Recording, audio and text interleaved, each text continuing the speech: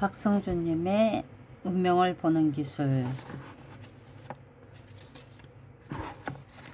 오늘도 읽어보도록 하겠습니다. 처음에 최선을 다하라.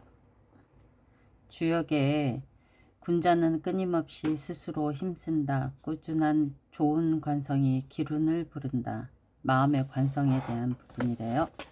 일 그리고 사랑의 초기 단계에서는 상대를 제대로 읽는 능력이 절실하게 필요하다. 조금이라도 뭔가가 맞지 않는다면 언제든 방향을 틀거나 멈출 수 있는 시기이기 때문이다. 처음과 시작은 항상 더 많은 변동성과 위험성을 가지고 있다. 시작이 반이라는 말은 단지 일단 무언가를 하게 되는 시작만을 의미하는 것이 아니라 올바른 시작을 의미하기도 한다. 시작이 제대로 되면 결과가 나올 때까지 그 관성에 의해 어느 정도로 순조롭게 진행될 가능성이 높다는 말이기도 하다. 모든 일에는 관성이 있다. 멈춰있던 물체는 계속 멈춰 있으려고 하고 한번 탄력을 받아 움직인 물체는 쉽게 멈추지 않는다. 자기가 가던 방향과 속도로 계속해서 움직이려고 한다. 마음이나 인간관계도 비슷하다. 잘 열리지 않는 마음이라도 어떤 계기로 한번 열리면 다툼과 실망과 어려움이 있더라도 다시 닫히기가 어렵다. 회사에 입사해서 처음 한두 달은 이 직장과 나는 잘 맞는 걸까 하는 고민이 생기지만 그 시기를 잘 넘기며 어느덧 내 직장이 여기구나 라고 느껴질 때가 있다. 6개월이나 1년 정도는 취업이 어려운 요즘 같은 세상에 직장을 얻게 되었다는 즐거움으로 정신이 없다. 새로운 일을 배우느라 바쁘기도 하다. 하지만 1년, 3년, 5년, 10년 단위로 직장 생활에 위기가 찾아온다. 내가 진정 원하는 일인가 고민하면서 회의감이 들기도 하고 극도의 좌절감과 불행감까지 느낀다. 그토록 원하던 직장은 스트레스만 주는 공간이 되어버렸고 출퇴근 러시아워는 나를 더욱 지치게 한다. 하지만 그 시기를 잘 넘기면 또 몇 년은 잘 지나갈 수 있는 관성이 생긴다. 사랑을 얻는 과정도 이와 비슷하다. 시작 단계에서는 그저 연락을 안 하는 것만으로도 만나고 싶지 않다는 의사를 전달할 수 있으므로 처음에는 연락을 자주 하고 특히나 둘이 같이 있는 시간에 최선을 다하는 것이 좋다. 또 누군가의 소개를 받아 1대1로 만나는 상황이 아니라면 그 만남이 술자리든 모임이든 제3자가 있게 마련인데 이때 외부 요인을 잘 살펴야 한다. 왜냐하면 제3자가 둘 사이의 관계를 깨거나 좋지 않은 영향을 미칠 수 있기 때문이다. 세심한 배려와 행동으로 오해를 사는 일이 없도록 해야 한다. 그리고 하나 더 주의할 점이 있다. 지금 둘 사이가 좋다는 확신이 들더라도 확실한 것은 지금 너와 내가 같은 시간과 같은 공간에 있다는 사실뿐이다. 잠시라도 한쪽의 마음이 돌아서면 곧 아무 관계도 아닌 사이로 변할 수 있다는 사실을 꼭 기억해야 한다. 한쪽의 마음이 돌아서면 곧 아무 관계도 아닌 사이로 변할 수 있다는 사실을 꼭 기억해야 한다. 그러니까 너무 무겁게 가질 필요는 없다라는 거 아닐까요? 그러니까 시절 인연이라고 해서 인연이 오면 어느 순간에는 그 인연이 끝나면 자연스럽게 흩어지기도 한다는 그런 뜻인 것 같습니다.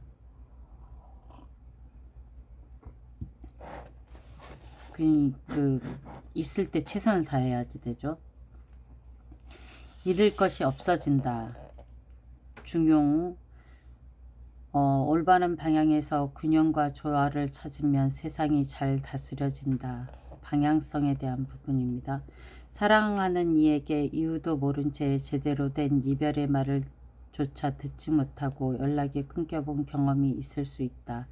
마음이 떠난 사람을 붙잡기 위해 조급한 마음으로 매달리다가 결국 다시 볼 기회마저 잃고 영영 떠나보내거나 반대로 나에게 다시 잡아달라는 신호를 보냈음에도 그것을 알아채지 못해 순순히 물러나 떠나보내며 가슴 아픈 시간을 견뎌온 사람도 있을 것이다. 영화 노트북의 남주인공 노아는 여주인공 엘리를 보자마자 첫눈에 사랑에 빠져버린다. 노아는 자신의 사랑을 적극적으로 표현했고 둘은 결국 사랑하는 사이로 발전한다. 하지만 엘리 부모님의 반대로 이별 아닌 이별을 하게 되어 멀리 떨어지게 된다. 노아는 하루에 한 통씩 1년간 365통의 편지를 보내며 자신의 마음을 전하지만 엘리의 어머니가 모두 숨겨버리는 바람에 편지가 오기를 기다리던 엘리는 아무것도 읽지 못한다. 한참 시간이 흐르고 노아는 엘리와 잠시 시간을 보냈던 집을 약속대로 멋지게 수리한다. 그런 노아의 사진이 신문에 실리게 되는데 이것을 본 엘리는 옛사랑인 노아를 그리며 그 집을 찾아간다. 서로의 마음은 충분했지만 단지 편지가 전해지지 못해서 결국 이별하게 되고 각자의 길을 가야 한다면 얼마나 서글픈 일인가. 사랑하고 싶은 사람을 만나는 것은 쉬운 일이 아니며 그 둘이 만나 서로 사랑하는 것은 기적과도 같다. 이런 기적이 이렇게 유야무야 사라지는 인연으로 남는다는 것은 슬픈 일이다. 서로의 마음에 대한 확신이 있다면 조금만 상대의 마음을 잠시만요.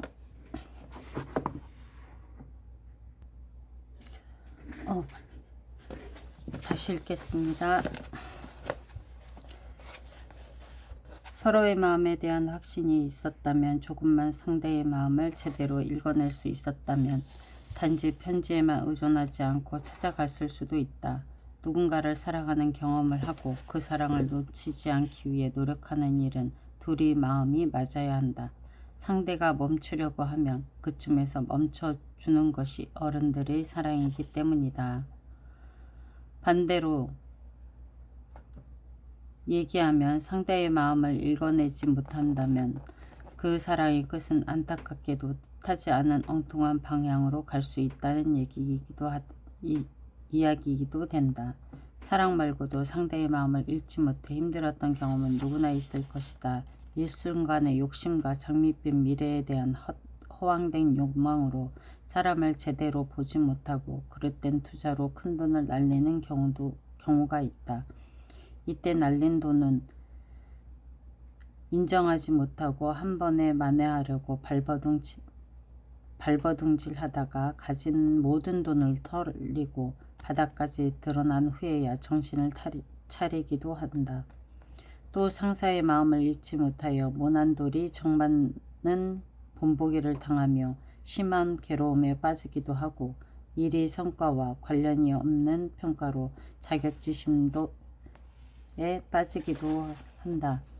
사람의 마음을 제대로 읽지 못해서 돈과 사랑, 인정과 기회 등을 많은 것을 잃었는가? 하지만 이제 됐다. 그만큼 잃었으면 됐다. 충분히 경험했으니 이제부터는 안 겪거나 적어도 덜 겪을 테니 됐다.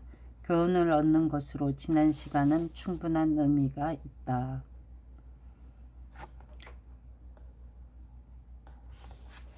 사람이 곧 운명의 문이다. 인간관계에 대한 부분입니다. 지혜로운 법과 함께하면 천생의 복을 얻는다. 법구경에 나오는 말이에요. 어차피 인생은 사람들과 관계를 맺으면서 살아갈 수밖에 없다. 외향적이어서 사람들과 어울리는 것을 좋아하는 사람도 있고 관심이 내면에 쏠려 있어서 혼자 조용히 사색하는 것을 좋아하는 사람도 있다. 사람마다 이렇게 각기 다른 활동을 통해 에너지를 얻어간다. 성향에 따라서 사람들을 사귀고 어울리는 방법도 다르며 직업 또한 다 다르다. 하지만 우리는 성향이 서로 달라도 부모님과 형제, 자매와의 관계를 시작으로 이런저런 관계를 맺고 살아갈 수밖에 없다. 그렇기 때문에 쓸데없는 에너지나 시간을 낭비하지 않기 위해서 사람을 제대로 읽을 수 있어야 한다.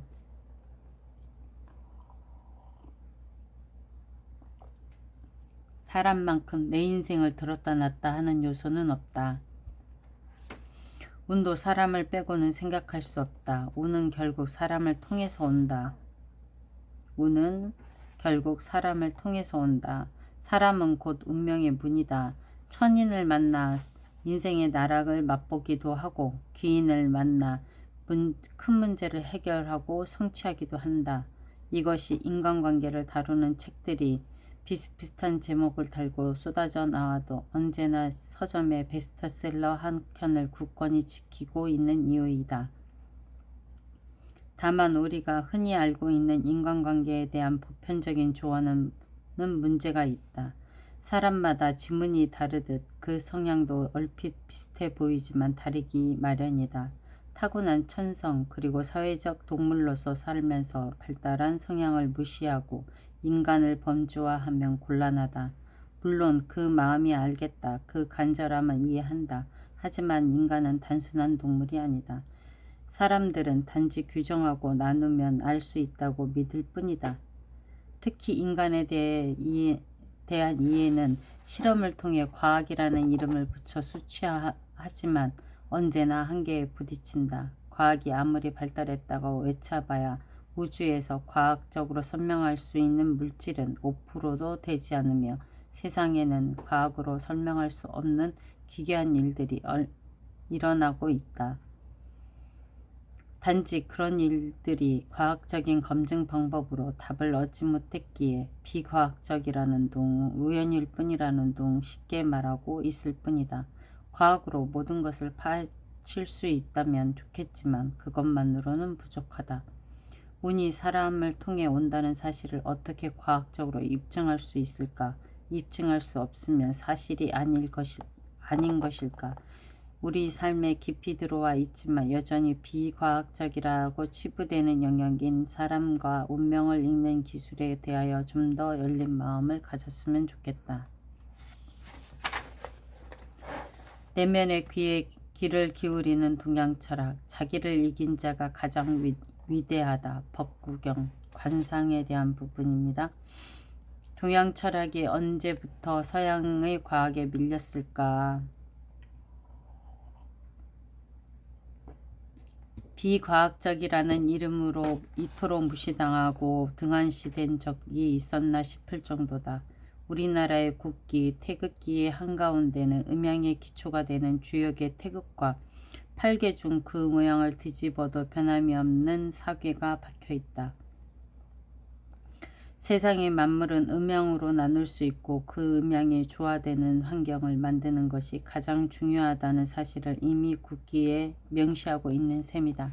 이런 나라에 살고 있으면서 음양을 기초로 논하는 사주나 궁합, 관상, 풍수, 성명학 등과 같은 학문의 논리를 비과학적이라고 말하는 것은 어불성설이다. 음양이라는 학문 그리고 잘 쓰이지 않아서 퇴화된 직감의 영역에 대해서 인정하지 않으려고 하는 현대사회의 시선은 안타깝기만 하다. 인간관계에서도 음양의 원리로 사람을 읽어낼 수 있다. 기본적인 이론도 중요하지만 사람을 보고 첫눈에 드는 느낌도 무척 중요하다. 그러니 느낌이나 영감, 직감으로 사람을 알 수 있는 능력을 키우는 것이 필요하다. 굳이 관상이라는 학문을 공부하지 않아도 인상과 관상은 우리들 삶에 깊이 들어와 있다. 준 것도 없이 미운 사람이 있고 호감이 가서 자꾸 뭔가를 주고 친하게 지내고 싶은 사람이 있다. 이렇게 자신의 경험을 바탕으로 사람을 판단하는 것이 관상의 시작이다. 사람을 보고 생긴 대로 논다느니 말하는 건 사람 얼굴이 못생기거나 조화롭지 못한 것뿐만 아니라 얼굴 이면에 있는 비열하고 비루한 모습에 대한 비판이다. 관상은 인생 전반에 영향을 미친다. 그런 영향으로 인생에서 일어나는 수많은 일에 대응하는 근본적인 원칙과 자기 논리가 형성되며 이러한 대응이 모여 인생을 만든다. 영화 올드보이에서 지극히 평범한 회사원이었던 주인공은 영문도 모른 채 감옥에 갇히게 된다. 우연히 TV를 통해 자신의 아내가 살해당했고 자신이 살인범으로 지목되고 있음을 알게 된다. 이에 자살을 감행해 보기도 하지만 죽는 것조차 용납되지 않는다. 그는 복수를 하기 위해 8평이라는 제한된 공간 감옥에서 체력 단련을 하고 자신을 이곳에 가둘 만한 사람들이나 사건을 모조리 기억 속에서 꺼내 자서전을 작성한다. 이렇게 15년 동안 만두만 먹으며 쇠젓가락으로 탈출구를 마련한다. 영문도 모른 채 감옥에 갇혀 15년 동안 만두만 먹는다면 보통의 경우 괴로움에 더 이상 만두를 먹지 못하거나 아니면 모든 것을 포기하고 만족하며 살아갈 것이다. 어떻게 해도 도망칠 수 없는 상황이기 때문에 쉽게 단념할 수 있다. 하지만 사람은 본성과 근본을 건드리는 문제에 부딪혔을 때 비로소 본연의 모습이 드러난다. 그렇게 인생의 사건에 대응하는 방식과 그 선택에 의해서 운명을 스스로 만드는 것이다. 또 관상뿐만 아니라 몸의 상, 즉 체상을 통해서도 귀함과 천함, 빈부를 알 수 있고 말투에서도 미묘한 심리를 읽을 수 있다. 목소리 톤과 몸짓 등을 통해서 전체적인 분위기를 느낄 수 있고 이를 바탕으로 이 사람은 이런 사람이다 라고 판단할 수 있다. 그러나 잘못 판단하면 순식간에 인생이 꼬일 수 있기 때문에 제대로 된 판단 능력을 키우는 것이 중요하다. 통찰력, 영감과 직감을 길러라. 지혜로운 자는 본질을 직관적으로 아는 힘이 있다. 논어에 나오는 말입니다. 전조를 알면 시간과 돈을 아낀다. 작은 악은 싹 날 때 끊어야 하고 작은 선은 싹 날 때 길러야 한다. 법구경. 새로운 사람과의 만남은 어떤 면에서 설레는 일이다. 남녀 간의 만남뿐만 아니라 누군가 새로운 사람을 만나러 가는 길이 그렇다. 설사 업무적인 관계라도 뭔가 자신의 인생을 변화시킬 누군가를 만날 수 있을 거라는 막연한 기대감을 갖게 된다. 그래서 처음 사람을 만날 때 만남의 성격이나 장소에 맞는 옷을 신경 쓰게 된다. 가끔은 앞으로 다가올 상대방과의 관계나 일이 성사 여부에 대한 징조가 느껴지기도 한다. 전에 이사를 앞둔 신혼부부의 인테리어를 의뢰받은 적이 있다. 그 가족들과 같이 현장에 방문하여 요구사항을 한참 동안 들었다.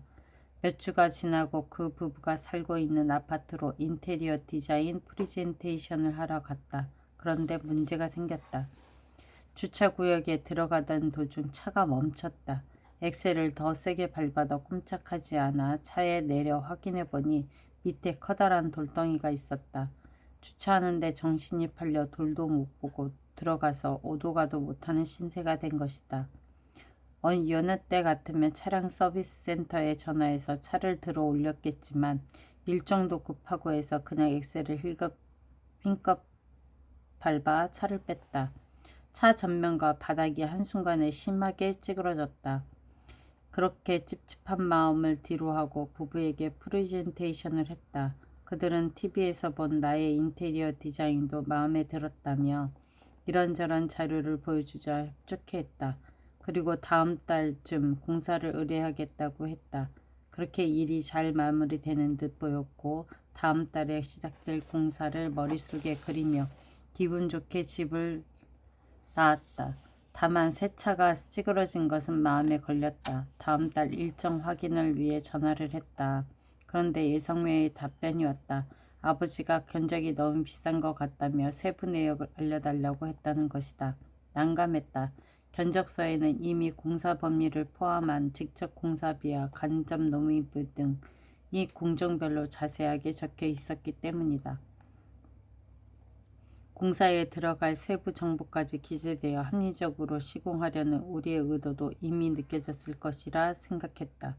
여기서 더 세부적으로 견적을 내는 일은 그림값을 캠퍼스 가격과 물건 비용으로 따지는 격이었다. 더 쉽게 설명해 보자면 커피 한 잔의 가격은 원두와 설탕, 일회용 컵 등 재료의 원가뿐만 아니라 카페에 들어올 때의 권리금, 임대료, 전기세, 세금, 인건비는 기본이고 혹여 장사를 접었을 경우 그에 따른 손실도 감안한 그 모든 것이 포함된 금액이다.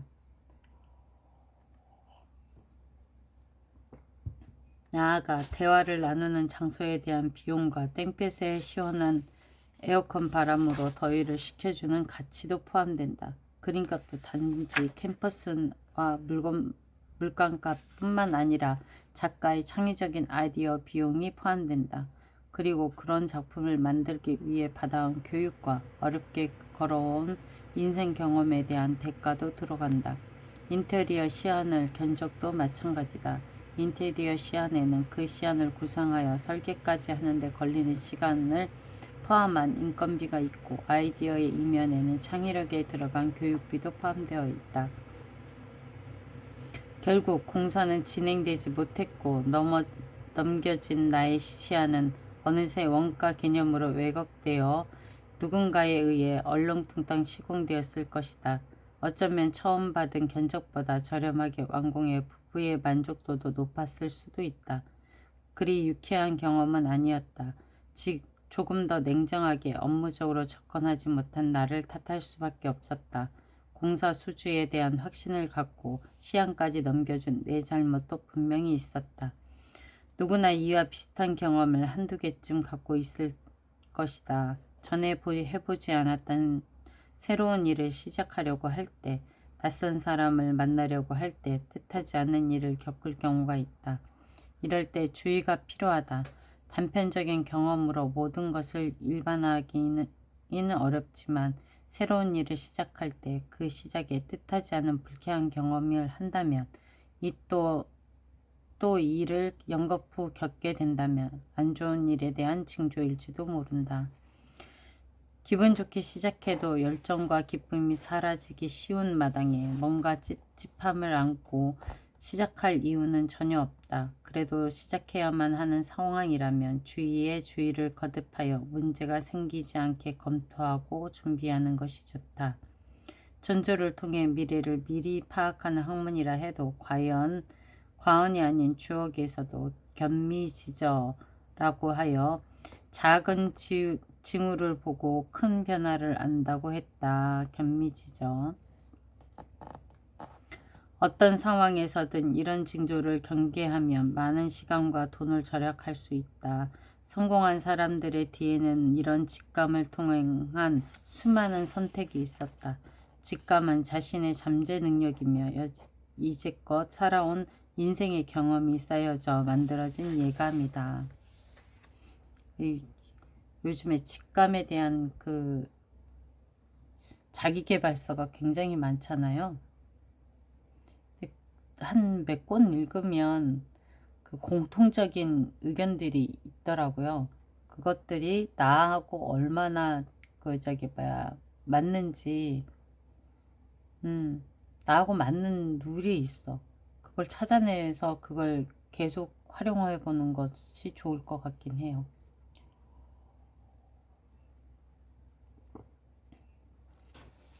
나쁜 운을 피하는 방법. 작은 악이라도 행하지 말고 작은 선이라도 버리지 말라. 법구경. 아홉수에 대한 문제입니다.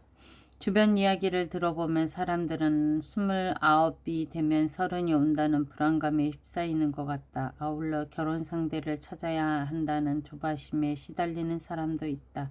이때가 아니면 결혼을 못할 것 같기 때문이라는 이유에서다. 여성은 30살이 넘으면 매력없는 여자로 보일 거라는 두려움을 갖기도 한다. 하지만 30살, 40살이 넘은 아름다운 신분 얼마든지 있다. 30이 넘어도 여자의 인생은 절대 끝나지 않는다. 오히려 그 이유가 더 아름다울 수도 있다. 이럴 때 사고가 터지기 쉽다. 흔히 말하는 양아치 같은 남자를 만나 상처라는 상처는 다 받았건만 그 남자는 아무 일도 없었다는 듯이 무심히 사라진다. 여자가 자신의 인생에서 최악의 남자를 생각해보면 29에 만났던 남자인 경우가 많은 것도 이런 이유 때문이다. 29살의 여자는 다른 어떤 시기에 비해 무모하리만큼 과감하고 용감해진다. 제 친구는 20살쯤인가? 열 몇 살쯤인가에 그 계획에 자기는 29, 28? 그쯤에 나이를 딱 정했어요. 그때 가을에 결혼하겠다는 계획을 10대 때인가 이렇게 세웠대요. 그래갖고 그때 진짜 그 나이 때쯤에 바로 옆에 있던 사람하고 그냥 결혼했대. 늘상 나는 사랑해서 결혼한 게 아니야. 시기에 맞춰서 결혼한 것 뿐이야. 라고 얘기하기는 해요. 그러고 보면 저도 그랬던 것 같아요. 어렸을 때부터 나는 26에는 시집을 가야지. 이렇게 얘기했었어요. 근데 제가 어렸을 때만 해도 26이면 제가 10대 때 늦은 나이에 결혼을 하는 거였기 때문에 제 나이가 그렇게 적진 않습니다. 남자는 그러니까 이런 고정관념을 이때는 해야지라는 그것 때문에 그때 옆에 있던 사람은 뭔 죄야. 그 사람은 결혼 안 하고 싶었을 수도 있었을 텐데. 남자는 39살을 민감하게 느끼는데 40이 가까우면 인생이 한 회기까지는 아니라도 무언가 이루어져야 한다는 압박감이 커지기 때문이다. 젊을 때 막연하게 생각했던 39의 모습과 큰 괴리감을 느껴서다. 막상 39이 되었는데 특별히 바뀐 것도 없고 그저 생존을 위해 바쁘게 사는 자신을 보면서 이렇게 인생이 끝날 수도 있겠구나 하는 위기감을 강하게 느낀다. 돌팔구를 찾기 위해 변변한 아이템이나 계획도 없이 일단 회사를 박차고 나와 정글에 뛰어들지만 세상은 그리 녹록지 않다. 직장이라는 조직을 보호해주던 울타리가 없으니 세상에 이리저리 깨지고 터진다. 힘들어지기 쉽다. 남자의 39은 위기의 나이이다. 직장에서도 매너리즘에 빠지기 쉽고 그러면서도 눈코 뜰 새 없이 일이 많아 정신이 없다. 과정에서도 자라나는 아이로 인해 경제적, 심리적 부담을 느끼고 아내와의 관계도 소원해진다. 이런 소외감과 심리적 불안감이 조바심으로 나타나 새로운 도전을 계획하지만 실패에 대한 부담도 크다. 그러면서 이때가 아니면 영영 셀러리맨으로 사는 게 아닐까 하는 생각에 불안감이 극에 달한다. 이게 문제예요. 불안감이 극에 달할 때. 그러면 지금 현재에 대한 미래에 대한 불안감으로 현재를 잊어버릴 수 있어요. 그게 가장 큰 문제가 되는 거더라고요. 그러니까 결정할 때 올바른 판단을 할 수 없어. 어차피 인생은 누구나 불안하다. 수저원 대의 부자나 일용직 노동자나 불안하기는 마찬가지다. 단지 잘 나가는 사람이 남의 눈에 덜 불안해 보일 뿐이다. 설령 지금보다 10배 많은 돈이 있어도 불안하다. 남자친구가 없는 여자는 남자친구만 있으면 마음이 안정되고 편안해질 것 같지만 막상 남자친구가 생기면 그에 따른 또 다른 불안이 찾아올 것이다. 아니면 오히려 더 큰 외로움을 느낄 수도 있다. 그러니 인생은 이런 불안한 마음을 극복하는 방법을 배워가는 과정이다. 이 의견엔 100%는 공감하는 바입니다.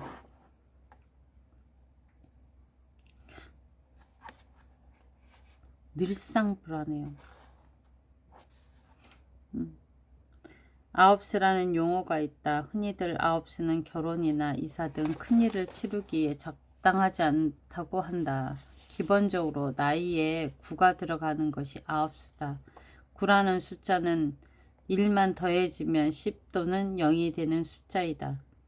이제 한 살만 더 먹으면 인생의 10년 주기가 바뀌는 때인 만큼 좀 더 조심하고 신중하라는 의미이다.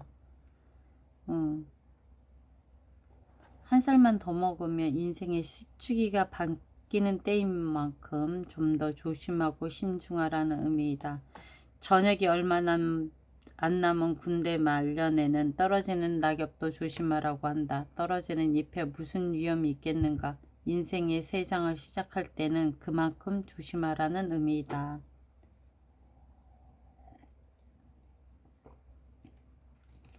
하지만 아홉수라도 생년월일시의 사주로 봤을 때 결혼운이나 좋은 배우자가 들어올 확률이 높은 시기에는 결혼에도 무관하다. 운이 괜찮으면 새로운 일을 해도 된다. 또 대운으로 볼 때도 아홉수는 중요하다. 사람마다 10년 대운이라고 운이 바뀌는 시기가 있는데 대운이 바뀌기 1년 전을 아홉수로 본다. 그러니까 우리가 생각하는 그 아홉수가 그냥 9년 19, 29 이 아홉수가 아니라는 얘기죠. 각자마다 태어난 날짜마다 대운이 다르게 들어오잖아요. 그러니까 내 대운에 바로 1년 전, 2년 전 이렇게 운이 바뀌는 시기가 불안해지는 시기이고 달라지는 시기라는 얘기입니다. 대운이 바뀌는 시기가 0에서 9로 다양하기 때문에 어떤 사람은 7, 17, 27 이렇게 7이 아홉수가 되기도 한다. 새로운 일이나 사람을 만날 때 이런 징조나 신호나 징조를 세심하게 관찰하고 만나야 하고, 새로운 일이나 사람을 만날 때 여러 신호나 징조를 세심하고 하게 관찰하고 파악하기 위해 노력해야 하고, 인생의 새로운 장이 시작되는 초기에 관한 사고나 좋지 않은 일을 당하지 않도록 잘 살펴야 한다. 그리고 안 좋은 일들이 연거푸 일어날 때는 일단 그 관성을 끊어야 된다. 관성을 끊어야 된대요. 관성이 아까 그랬잖아요. 한번 시작하면 계속 굴러가, 바깥으로 움직이는 사람은 계속 움직이려고 하고, 멈춰 있는 사람은 그냥 멈추려고 하는 관성이 생긴다. 이 관성이 운이 안 좋은 일이 자꾸만 발생되면 사고나 계속 접촉사고가 이렇게 일어나면 그 차를 바꾸시는 분이 있잖아요. 내보내고 다시 구입하시는 분. 그게 관성을 끊어내는 한 가지 방법이에요. 주식 투자를 직업으로 하는 전업 투자자가 일주일 내내 손실이 발생했다면 투자를 멈추고 시간을 가져야 한다. 그래야 좀 더 객관적으로 시장을 볼 수 있다. 이 객관적인 그로 시장을 본다는 게 일단은 마음을 조급한 걸 좀 내려놓는 거니까, 이 관성을 끊는 거에 가장 중요한 거는 잠깐 멈춰서 나를 너무 이렇게 이제 한쪽 면만 바라보던 걸 이렇게 전체적으로 이렇게 둘러보는 거, 시각을 이쪽 면으로도 보고 저쪽 면으로도 볼 수 있게 마음을 안정시키는 게 가장 중요한 것 같아요. 그래서 이 일이나 저 일이나 선택해야 되는 관점에서 이럴까 저럴까 갈팡질팡 한다 그러면 결정을 잠깐 밀어놓고 다른 일을 하는 것도, 다른 업무들을 보는 것도 좋아요. 그렇다 보면 이제 좀 가라앉고 그 결정을 해야지 된다는 그런, 이걸 빨리 결정해야지 막 이래야지 되는 거를 시일을 하루 이틀 정도 3일 정도 이렇게 좀 더 중요한 일은 좀 더 그 기일을 더 갖고 신중하게 선택해야지 되겠죠. 영화까지 간다를 보면 주인공인 형사는 어머니의 장례날 급히 경찰서로 향하던 중 실수로 사람을 친다. 상황을 재빠르게 인식하고 해결해야 할 순간에 오히려 진흙탕을 만든다. 시체를 누구도 찾을 수 없다고 생각한 곳, 바로 어머니 관 속에 숨겨버리면서 상황은 더욱더 힘든 구렁텅이로 빠지게 된다. 누구나 정말 재수없는 날, 재수 엄붙은 날이 있다. 그때는 조용히 자신의 내면을 대하는 시간을 갖는 것이 좋다. 되도록 외출을 삼가하고 새로운 일과 사람은 멀리하면서 그동안 해왔던 일상의 패턴으로 돌아가야 한다. 운이 좋지 않을 때는 좋은 인연을 만날 확률이 적고 일도 잘 될 리가 만무하기 때문이다. 운이 좋지 않다고는 운이 좋지 않다고 느낄 때 할 수 있는 유일한 새로운 일은 공부를 하거나 책을 읽는 것이다. 학문과 사유, 철학으로 차분하게 나쁜 운을 견디며 운의 흐름이 바뀌어 좋은 운이 들어올 때 빛을 발한다. 준비를 많이 한 자는 좋은 운을 만났을 때 시너지가 강하고 그 힘이 만들어내는 성과는 남은 인생에 좋은 관성을 만들어내 자기 입지를 다질 수 있도록 해준다. 또 운이 좋지 않을 때는 베풀어야 한다. 이유 없이 밥을 사거나 커피를 사고 주변을 살펴 도와줘야 한다. 삼명통해의 재성은 단순히 돈만을 뜻하지 않고 재물과 소유, 베품과 인연까지 포괄하는 개념이다. 재성이 단순히 돈만을 뜻하지 않고 재물과 소유, 베품과 인연까지, 그러니까 사람까지도 포함된다는 얘기예요. 개념이다. 사주에서 재성은 극과 재화의 기능을 가지고 있어 기운이 막혔을 때 흐름을 풀어주는 역할을 한다고 봤다. 그래서 대운이나 세운이 분리할 때 기운이 막혀서 흉운이 오면 재성을 활용해 흉을 제거하라고 했다. 즉 재물을 독점하거나 움켜쥐면 오히려 흉이 커지고 나누고 베풀면 기운이 순화되어 흉운이 경감된다는 가르침이다. 명리학에서 기운은 순환해야 길하기 때문이다. 흉운이란 기운이 막힌 상태인데 재물을 베푸는 행위는 막힌 물기를 터주는 것 같아 기운의 흐름을 다시 원활하게 만든다. 재성을 베푸는 것은 곧 덕을 쌓는 행위이고 덕을 쌓으면 귀인을 만나고 귀인을 통해 막힌 운이 풀린다고 보는 것이다. 흉운 시기에는 인간관계도 막히기 쉬운데 베품은 관계를 회복시켜 사회적 지위를 얻는 방법이 된다. 인생은 어느 한 시기에 정점을 찍게 되면 그 경험과 경력으로 이후 인생이 순조롭게 흘러가기도 한다. 그렇기 때문에 성공을 경험한 대부분의 사람들은 가급적 어린 나이라도 작건 크건 성취를 이뤄보라고 권한다.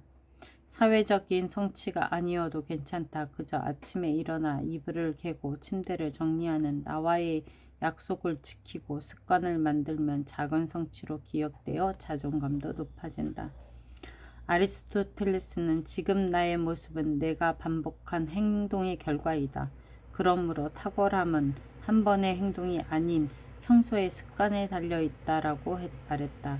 이는 즉 우리의 모습은 매일 반복하는 행동과 습관의 총체적인 결과라는 점을 강조한다. 결국 이것이 쌓여 운명을 만들어낸다. 물을 길러 오를 수 있는 우물까지 왕복 1시간이 넘게 가야 하는 사막 마을이 있다. 부지런한 사람은 체력이 허락하는 범위 내에서 아침 일찍부터 밤늦게까지 물을 퍼온다. 부지런함은 칭찬해야겠지만 그렇게 사는 것이 맞는지 동의할 수 없다. 그런데 이 모습은 현대 직장인들의 모습과 유사하다. 새벽같이 일어나 아침을 먹고 출근 준비를 하며 교통체증을 견디고 매일 반복되는 회의와 업무, 점심시간과 잠깐의 흡연, 그리고 믹스커피의 반복적인 일의 연속이다. 상사의 지시는 끝도 없고 그 지시에 대한 피드백도 계속된다. 눈치 보고 짬내어 개인 용무를 보지만 결국 야근으로 지친 몸을 이끌고 집에 와 쓰러지듯 잠든다. 어쩌면 이렇게 열심히 사는 자신에 대해 뿌듯함을 느낄지도 모른다.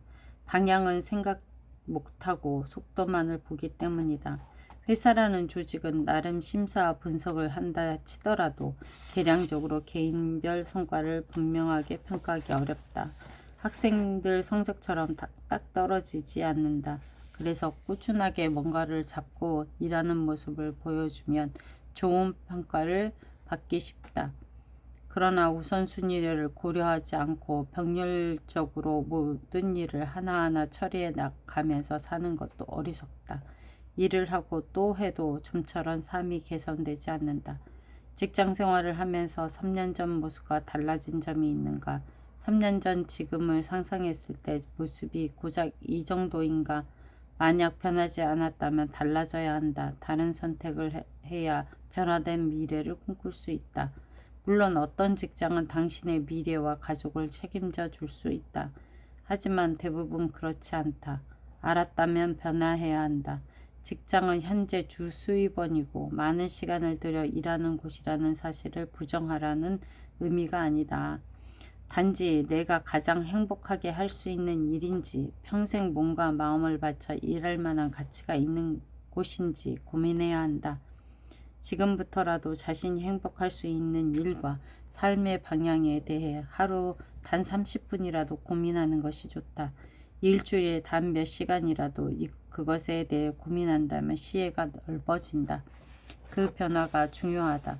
그것은 몇 년 후 자신을 변화시킬 수 있는 아주 강력한 힘이 된다.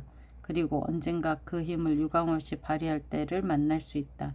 정년이 보장된 직장인은 특히 안일하게 생각하기 쉽다. 주중에 열심히 일했으니 이 정도 호사는 누려도 된다고 생각해 주말이 오면 놀고 쉰다. 비록 자기 분야에서 전문적인 기술과 지식이 있더라도 세상을 보는 눈이 점점 좁아진다. 물을 퍼오느라 하루 종일 일했던 부지런한 사람이 조금만 더 생각했다면 우물에서 사막마을까지 파이프를 만들어 연결했을 것이다. 당장 먹고 사는 문제가 있으니 파이프 만드는 것에 모든 시간을 쏟을 수 없겠지만 일부 시간을 할애해서 파이프라는 시스템 구축에 신경 썼다면 몇 년 안에 매일같이 물을 퍼오는 중노동에서 벗어날 수 있었을 것이다. 이런 통찰력과 지혜는 타고난 성향으로 살면서 일어나는 여러 사건에 대응하는 직접 경험에서 만들어진다. 하지만 인생은 유한하다. 이런 직접 체험과 가장 유사한 간접 체험은 책을 읽는 것이다. 책을 통해 통찰력과 지혜를 발견한 사람은 좋은 운이 들어올 때 남들의 몇 배에 해당하는 성과와 결과를 만든다. 그러니 운이 좋지 않다고 느낄 때는 때를 기다리며 공부하고 책을 읽는데 많은 시간을 보내야 한다. 그 시간은 이후 많은 선택의 순간에 역할을 10분 발휘하여 당신을 더욱 빛나게 할 것이다. 오늘은 여기까지만 읽겠습니다.